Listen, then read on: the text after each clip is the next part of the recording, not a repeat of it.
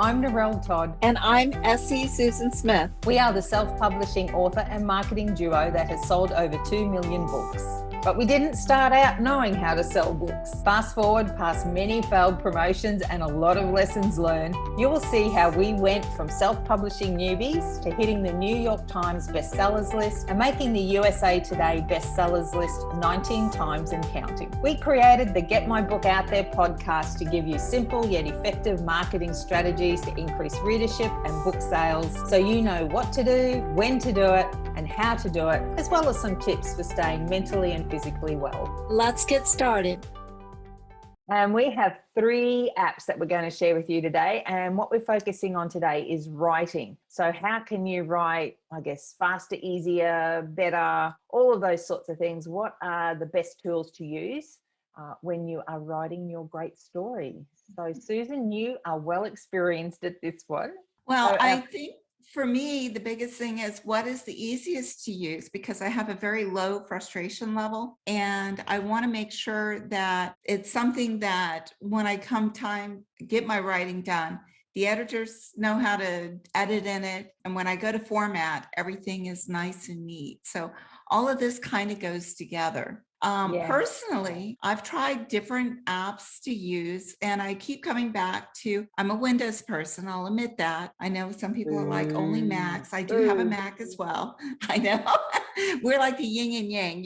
You're the Mac, I'm the Windows. But it's one of the things that you use that you get comfortable with. Now, I spend a lot of time writing on my iPad. I would say I probably write maybe 85-90% of my stories on my iPad. And when I use it, I do use Word, but I've also used Pages.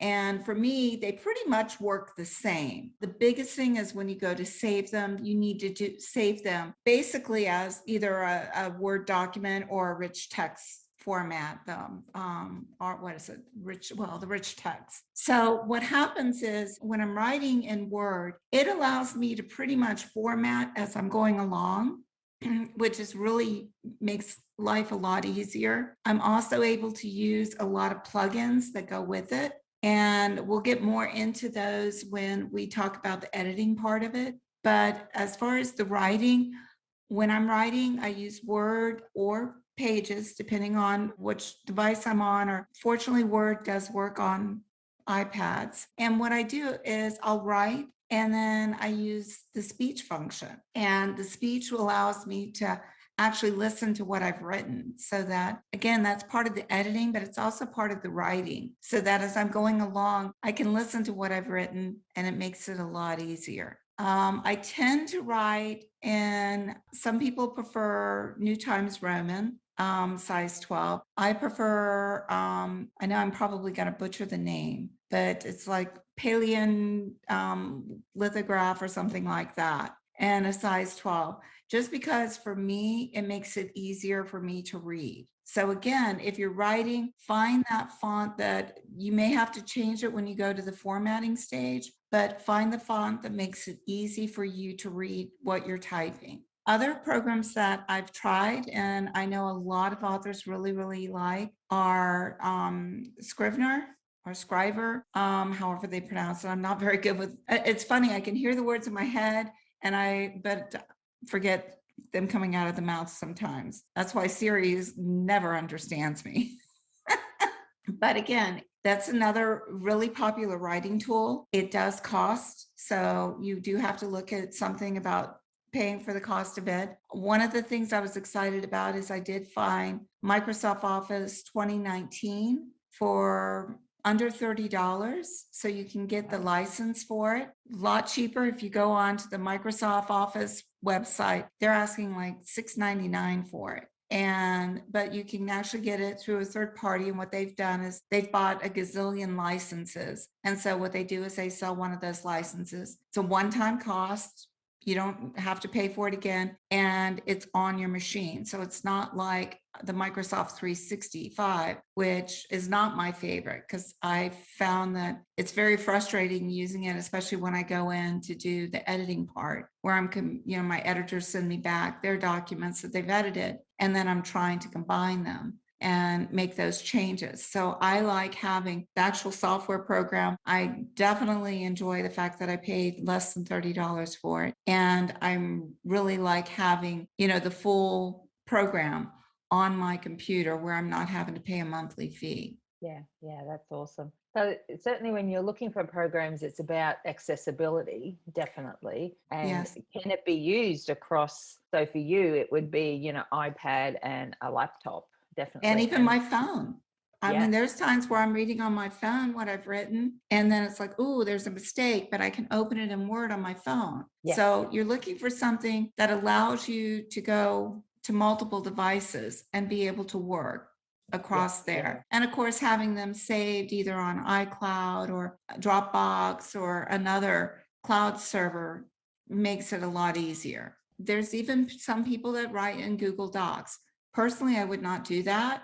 And even though you can share it a lot easier, one of the things that I found with Google Doc is that I'm always getting these risque messages popping up. So I am not real confident about what might happen to my work. So I prefer not to use the Google Docs for that. Now, some people do, but personally, I don't. Yes, they've got some cookies or some kind of tracking running. Yes, By the yes. sounds, and it seems like, oh, she writes steamy romance. It must be. We'll show her these kind of ads. It's like, no, that's just my day job. Awesome. Okay, so we need something to write in, which you obviously have with, so it could be Word, Pages, Scrivener. The second one is around dictation. So I know that you have tried dictation. Talk us through that one and what you found with that as a way to write. That one is a really interesting one because there are some authors who live and breathe it. Generally, if you don't mind going through the time it takes, they have Dragon Naturally Speaking, and there's additional ones. Even Microsoft Word has where you can actually train your program to where you can speak and it'll write out what you say. And then you have to go back and you have to generally add in, the punctuation marks and then capitalization and things like that. Unless you train yourself to speak as, I saw the dog run across the street, period. Next sentence, da da da da da. Some authors can write thousands of words in a day simply through dictation. And what they do is they just basically spill what's in their brain out. Yeah. The computer writes it all down, and then they go back and they clean it up. For me, I don't necessarily work that way. First of all, I don't always enunciate the words correctly. So I'll get some really far off words or, and then I tend to, when I'm thinking, I'll repeat things or I'll stop and I'll go back and I'll change things. So for me, it would be very disjointed and it would actually take me 3 times longer to do the dictation unless I took that time to retrain myself. Again, I've had authors who live and breathe it, especially ones who have had carpal tunnel issues, who are not very fast typists, who are able to take what's in their brain and then bring it out. That's again another reason why I'm not a narrator. I've had readers ask me, well, why don't you narrate your own books? Darling, you don't want me to do that. It would come out all mishmash.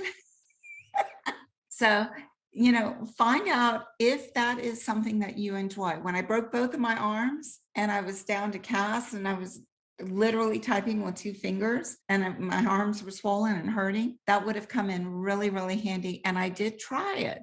But again, after it's saying, the Hey Siri, what's this word? And it says, I don't know what the weather is today. I'm like, I'm not asking about the weather. So find out which works for you. If you're willing to take the time to train, because there is a learning curve, there is that training, but once you've done it, you've got it done. And you can speak much faster than the typical person can type. Yes, yeah. And that's certainly something I found. Like, I love dictation. So it's kind of, it's my thing. And so I do a lot of blog posts, a lot of reports and training and all sorts of those sorts of things with dictation. I just love it. And then, yes, just real quick to go in easy and then make those edits and make the changes, most definitely. Well, one of the things that you'll learn by doing it is, do I say a lot or do so? Because when you go back and you read it, and you're like, oh my gosh, I've got like 50 so's in here. Or I sure do say a lot, you know. It's like there's just so many things that you don't realize that in your speech patterns that you use. And so in its own way, it can help you become a better speaker if you do train this. Yes, you've obviously been reading my rough drafts. So, and sentences that start with and. Oh, obviously, yes. I have some work to do on that side of things. I would end up with a lot of blah, blah, blah, blah, blah. And also it's dictation can be, I think, really good, but also it can be challenging because just sometimes the pausing can throw a spanner in the works. But overall, I think whether you type your book or speak your book, I really think it comes down to individual style and preference. Which one you'd rather go with. Definitely give both a try and just see. But as you say, with the dictation, you do need to hang in there a little bit and just get it set up. But once it's set up, brilliant. Another thing you may find is that writing the book, you need to type it out, but doing a blog, it just zooms right out and makes life so much easier. So you may even be that, special person that can do a hybrid where you use some dictation and then, some of the manual typing. But like you said, the thing is give it a try. See if it'll work for you, because if it does, it could be life-changing. Yeah, for sure. Imagine, yes. Well, I would just think the time you could save, if nothing else.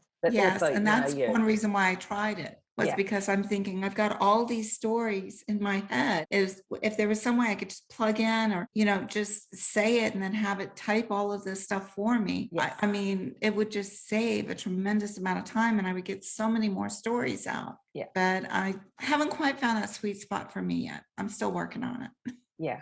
Not to mention hand health, arm health, and probably posture and all those sorts of things. Another advantage to being able to dictate is if you can do it, you can be walking back and forth while you're doing the dictation. Yes. It's not something that you can do very easily if you're tied to the computer. Imagine you dictating and you're on the treadmill. Yeah, there'd be parts of the dictation software be going, what the heck is going on? They'll be thinking I'm doing the romance scenes, the steamy romance, not the fact that I'm about ready to have a heart attack. And our third one is around the formatting and the editing side of that. And Vellum you use for that one, which you come over across to the dark side. So you embrace Apple for that. So good on you. So what's Vellum like? Vellum is one of those super simple. And of course, you made a mention because I was like, oh my gosh, Vellum was, created by some of the founders of Pixar. I'm addicted to Pixar, anybody who knows me, and especially their story because it's so inspirational to me. And the fact that they came up with something like Vellum. Vellum is a great formatter. It only works on a Mac, unfortunately, for the PC users out there, but I was so impressed with it. It was worth going and buying a Mac for. So, I mean, even if that's the only thing I use it for, I've got it.